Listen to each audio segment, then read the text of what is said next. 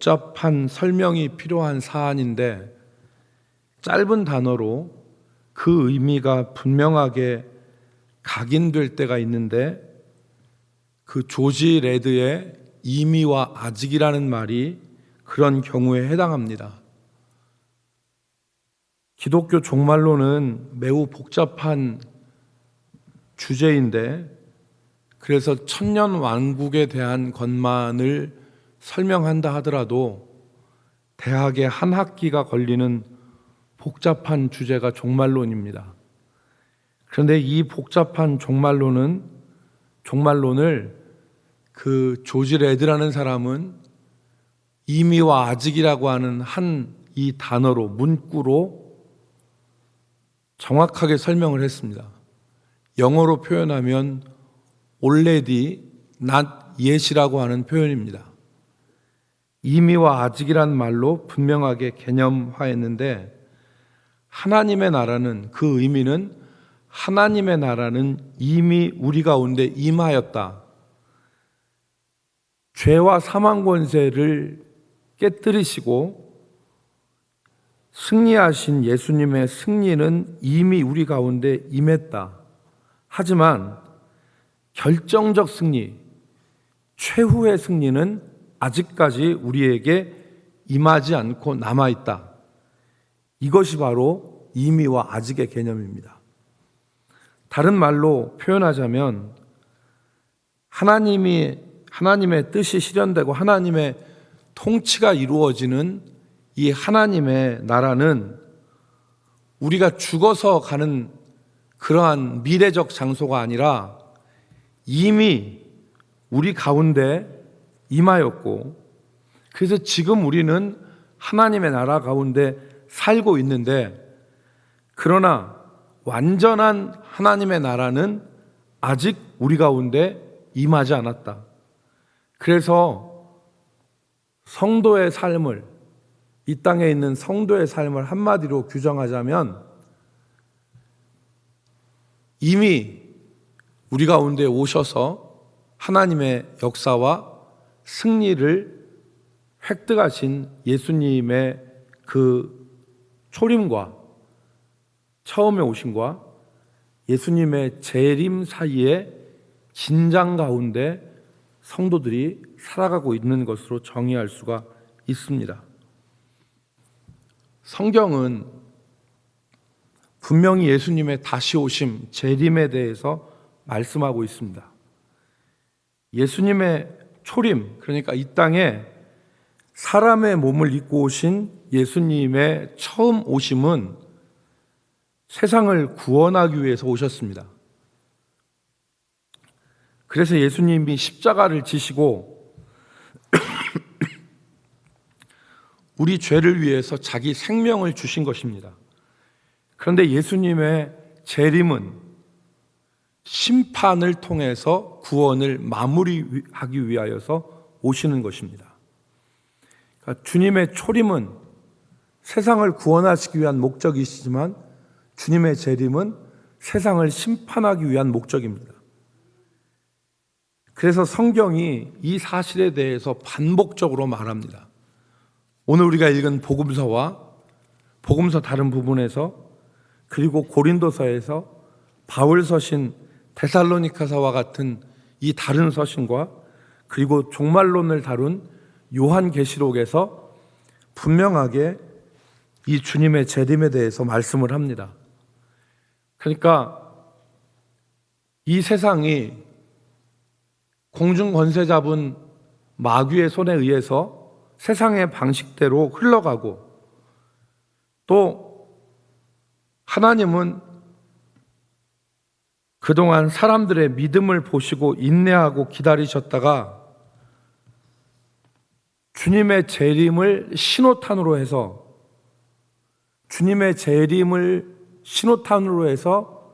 뒤에 일련의 종말적인 사건들이 다 일어나게 됩니다. 그래서 주님의 재림이 있은 다음에 유사일에 죽었던 자들이 다 부활을 합니다. 그래서 하나님의 보좌 앞에 죽은 자와 산 자들이, 그냥 그때까지 죽었던 자들이 부활을 해서 주님 앞에 서게 되고, 그때까지 살아남아 있는 자들도 주님의 보좌 앞에서 심판을 받게 되는데, 이 심판이 최후의 심판입니다. 이 심판이 영원한 심판입니다. 이 심판 이후에 다른 심판이 없습니다. 최후의 심판이 이루어지고, 그리고 거기서 그 심판에서 양과 염소가 갈려집니다. 하나님에 대한 계명과 예수 그리스도에 대한 믿음을 가지고 인내한 사람들, 그들과 헛 믿음으로 살았던 사람들, 그 심판이 그때 이루어지고 그 뒤에 영원한 생명과 영원한 죽음으로 갈리는 것입니다. 새 예루살렘으로 표현된 영원한 하나님의 나라에서 사는 것과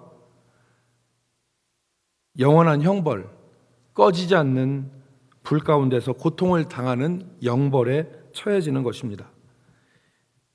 그래서 여러분, 오늘 마태복음 24장은 주님의 재림에 대해서 말씀을 하십니다. 특별히 우리가 읽은 이 32절 이전에 보면 주님의 재림 이전에 나타나는 징조에 대해서 말씀을 하고 있습니다. 제가 아까 뭐라고 말씀을 드렸냐면 주님의 재림이 신호탄이다 그랬습니다. 주님이 재림하신 이후부터 일련의 일들이 다 벌어지게 됩니다. 주님의 재림, 그리고 죽은 자의 부활, 그리고 영원한 심판, 영원한 형벌, 영원한 생명, 이것이 이루어지는데, 그 주님의 재림이 나타날 때 그 이전의 징조에 대해서 말씀하고 있는데, 오늘 33절의 말씀을 보십시오. 33절에 보니까 이와 같이 너희도 이 모든 일을 보거든 인자가 가까이 곧 문 앞에 이른 줄 알라 그랬습니다. 이 모든 일을 보거든 인자가 문 앞에 가까이 온 줄 알라 그랬습니다. 그 일들이 어떤 일들이냐? 32절 이전에 기록된 일들입니다. 그런데 5가지 정도를 말씀하고 있는데, 첫 번째는 세상에 미혹이 일어나서 사람들을 흔들 것이다. 믿는 사람들을 미혹해서 그들이 흔들릴 것이다. 두 번째는 전쟁과 기근이 일어날 것이다, 세상에. 세 번째는 믿는 자가 핍박을 당할 것이다. 네 번째는 불법이 성하고 사랑이 식어질 것이다. 다섯 번째는 그리스도의 복음이 전파될 것이다. 이 5가지 일들이 주님의 재림 전에 나타나는 현상들입니다. 다시 한번 말씀을 드리면 세상에 미혹이 일어날 것이다. 잘 믿던 사람들도 어떤 일에 걸려서, 미혹되는 일에 걸려서 믿음이 흔들릴 것이다. 두 번째, 전쟁과 기근이 세계 도처에서 일어날 것이다. 세 번째, 믿는 자가 핍박을 당할 것이다. 네 번째, 불법이 성하기 때문에 사람들 사이에서 사랑이 식어질 것이다. 다섯 번째, 그런 가운데서도 땅끝까지 복음은 전파될 것이다. 이게 주님이 나타나실 때의 징조라는 것입니다. 그런데 징조만 말씀하신 것이 아니라 그 때에 대해서도 언급을 하셨습니다. 24장 34절 같이 읽겠습니다. 내가 진실로 시작.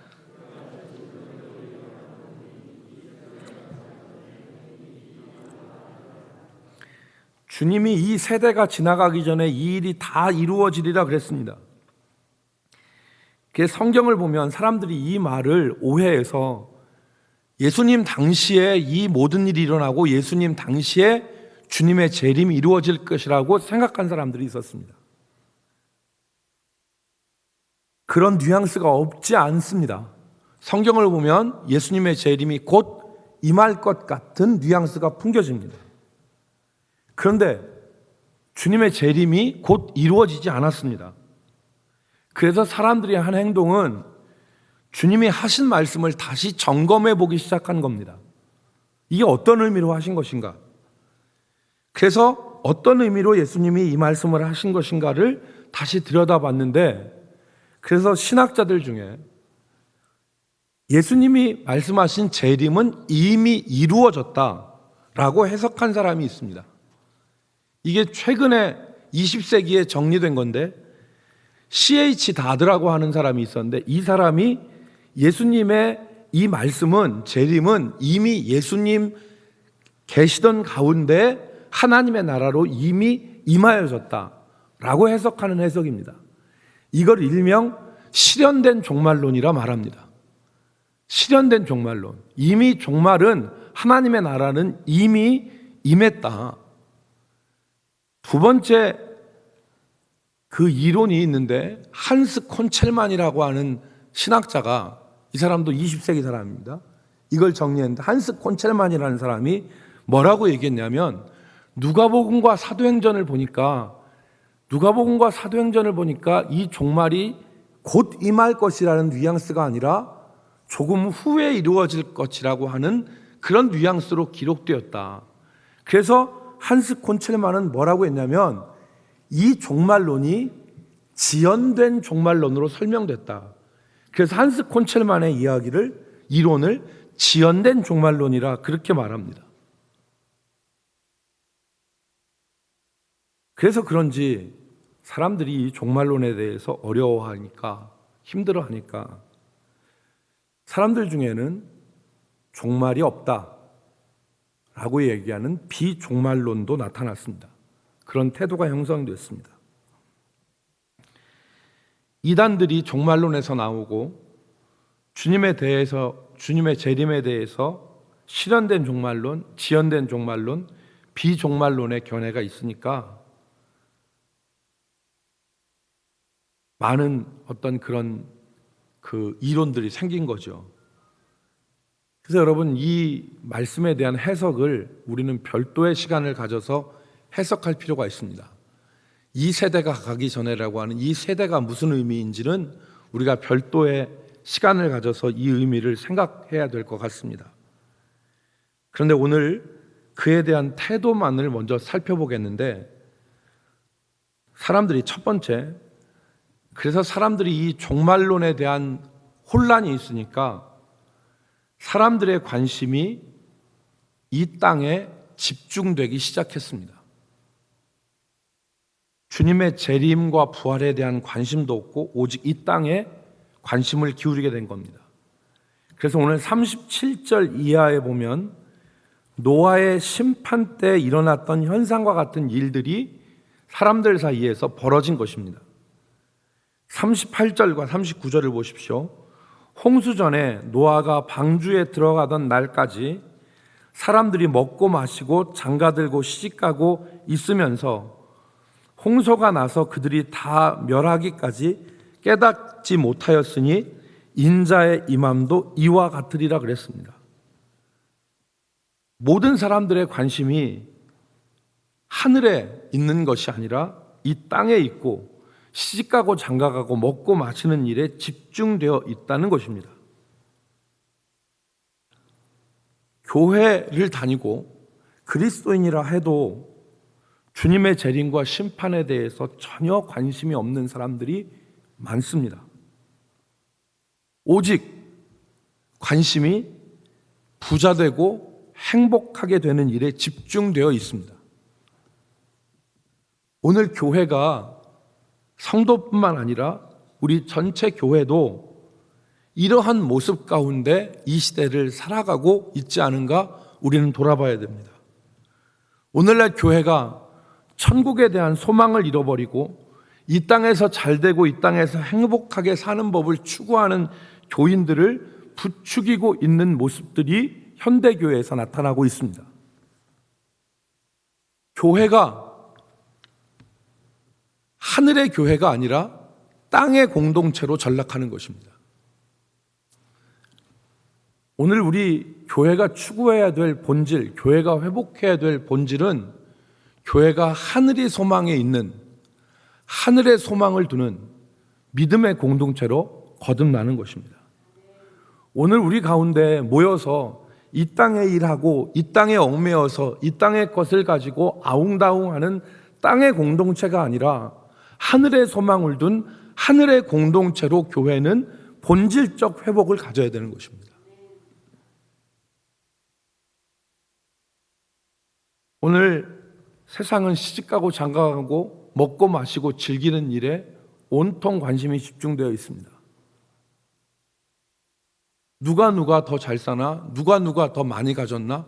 누가 더 힘이 있는가를 놓고 세상은 각축전을 벌이고, 그리고 교회에는 그것을 위한 다시 조그마한 소그룹의 이런 라운드가 되어지는 형태를 우리가 지금 띄고 있습니다. 이 모습을 타파해야 됩니다.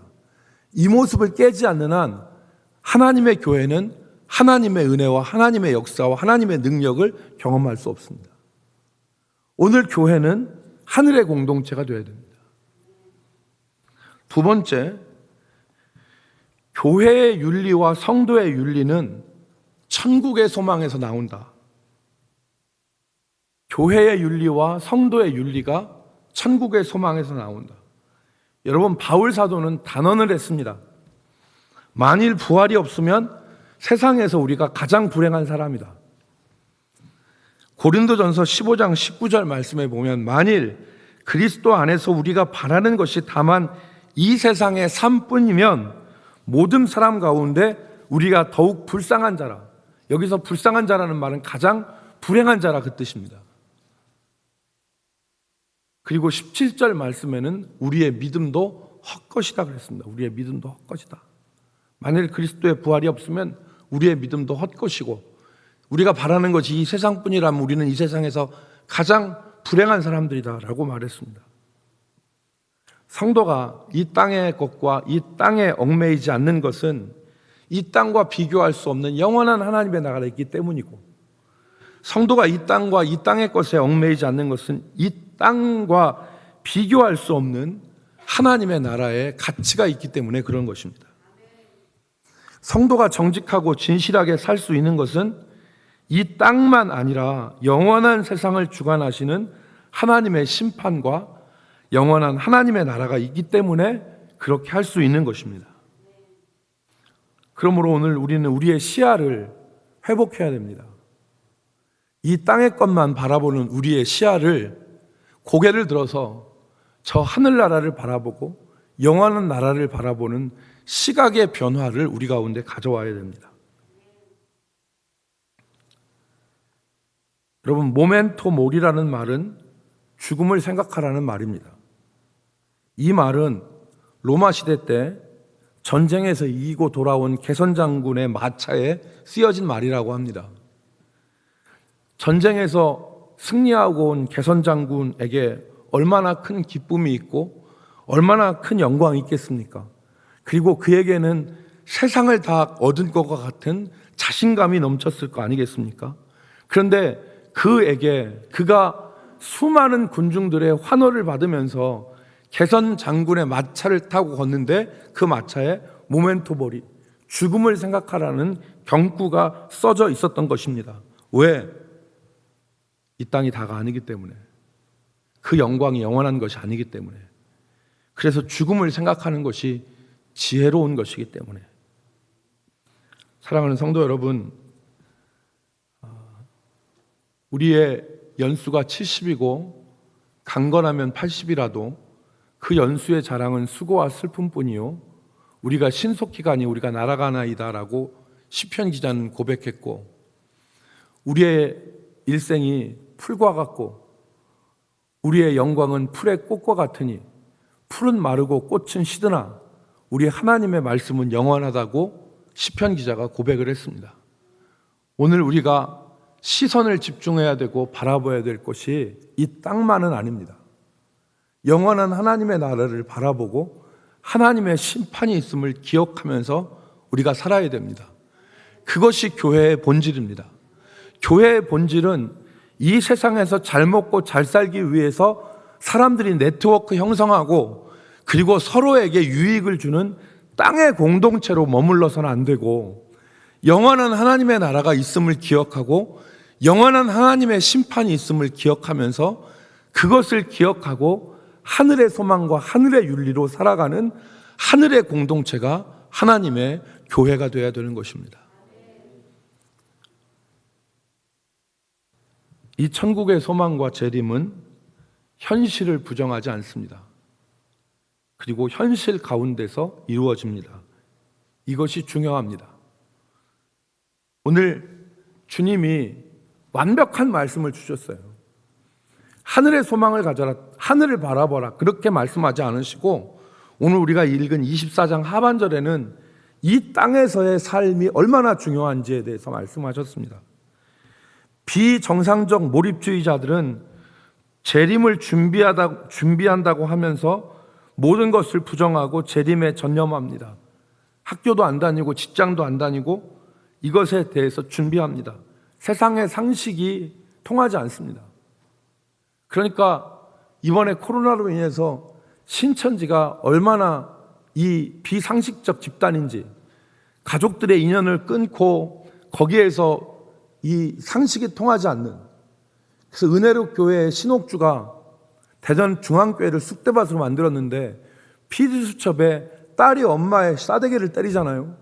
그러면서 그걸 타작마당이라고 하는데 말도 안 되는 얘기를 하지 않습니까? 옛날에 우리가 회초리를 들고 매를 때리면 그걸 타작한다고 했는데 그 타작마당을 성경에 있는 심판의 타작마당과 연결시켜가지고 딸이 엄마를 싸대기를 때리면서 서로 인민재판식 자아비판을 하게 만드는 집단이 신옥주 집단 아닙니까? 그리고 피지에다가 도피처를 만들어서 거기에다가 다 몰입하게 하고 재림을 준비하게 하고 비정상적 생활을 하게 하고 하는 이런 일들이 우리 가운데 있는데 이게 극단입니다. 그런데 다른 한 극단은 재림에 대해서 무관심하는 거죠. 아까 얘기한 것처럼 교회 다니고 신앙생활 하지만 심판에 대해서, 천국에 대해서, 재림에 대해서 아무것도 생각하지 않고 살아가는 것입니다. 열광적 비정상적 종말론이 한 극단이라면 무관심은 다른 한 극단입니다. 그런데 오늘 성경은 우리에게 이 천국에 대한 소망을 갖고 있는데 44절 보십시오. 이러므로 너희도 준비하고 있으라. 생각하지 않은 때에 인자가 오리라. 재림을 준비하라고 하지만 다른 한편에서는 일상적 생활에 충실하라. 마태복음 24장 45절 46절 우리 같이 읽겠습니다. 충성되고 시작. 충성되고 지혜 있는 종이 되어 주인에게 그 집 사람들을 맡아 때를 따라 양식을 나눠줄 자가 누구냐? 주인이 올 때에 그 종이 이렇게 하는 것을 보면 그 종이 복이 있으리라. 양식을 나눠 때를 따라서 그 종들에게 양식을 나눠준다는 말은 무엇입니까? 뒤에 반대되는 행동이 나오죠. 술 먹고 종의 주인들을 때리면서 주인이 더디 올 것이라고 생각하면서 자기 마음대로 자행자제하면서 방종하는 삶을 사는 종, 그 종과 반대되는 사람이 누구입니까? 때를 따라서 양식을 나눠주는 성실한 사람입니다. 준비하고 있으되 시야는 하늘에 두되 이 땅에서의 삶을 성실하게 살아가는 것, 주님께서 맡겨주신 하루하루의 삶을 성실하게 살아가는 것, 그것이 재림을 준비하는 자세입니다. 말씀을 정리하겠습니다. 사랑하는 성도 여러분, 우리가 주님의 재림과 심판을 준비하는 성도들이 되기를 바랍니다. 우리의 눈이 이 땅에 머물지 말고 위의 것을 바라보고 위의 것을 소망하는 천국 소망의 신앙으로 우리가 살아갈 수 있는 교회가 되기를 바랍니다. 노아 시대처럼 세상에 묻혀서 사는 것이 아니라 노아는 그 심판의 기간, 그 홍수의 기간이 나기 전에 방주를 만들면서 주님의 인도하심과 주님의 음성을 놓치지 않고 살아갔습니다. 오늘 우리는 보이지 않는 방주를 만드는 사람들입니다. 이 방주를 만들 때 주의 음성을 놓치지 말고 주의 인도하심을 놓치지 말고 살아가는 성도들이 되기를 주의 이름으로 축복합니다. 기도하시겠습니다. 강주병 장로님, 이강옥 권사님, 하나님 앞에 감사의 예물 드렸습니다. 하나님, 우리가 시집가고 장가가고 먹고 마시고 즐거워하는 일에 온통 신경을 다 쏟으면서 주님의 재림을 준비하지 않는 어리석은 자 되지 않게 하여 주옵소서.